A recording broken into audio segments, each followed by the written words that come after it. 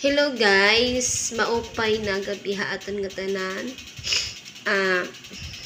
May nagkadla ako naisip naalala ba nga. Daraga pa ako.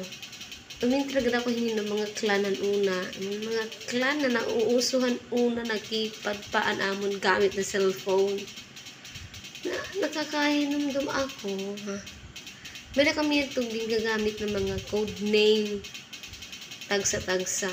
Tapos, iba-iba kami ng mga lugar. May Kapookan, may Gargara, may Barugo. Basta lagi, may haro pa nga ni Adto. Basta, marisyo Adto na part na nahinumdum ako nga.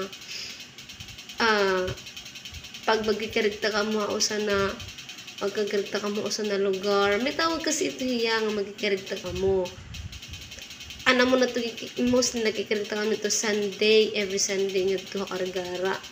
So, kung nagkikarigta ka mo, magpapakilala ka mo tag-usa-usa, tapos, danay, may na nagkakauyab, mga sungad ba na part. So, anak ko na ito code name, Sweet Kisser.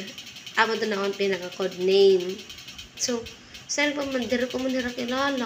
First time kong umattend din, meeting or get together at the time. So, naaawod ako. So, pero, every Sunday, na-attend na akong narisyo nga niya. May ngisak ka mo, nga pantalan, may damat trita iyo, may damat ito sila na founder, co-founder. Para man talaga ng mga official, mga sugad bahit na. So, nakakamiss na. Sa rin pa man, amaton akong dire, usa na mga ngalimtanan akong teenager time. Rabot na akong high school days, ito na mga clanmate, mga clan, ito kami mga disco, iba-iba na lugar, Kapookan, Gargara, nakadulot kami haro, panilot. Ay, nakakamiss. Ang iba yan na. Nakikita ko, may teacher na, may asawa na.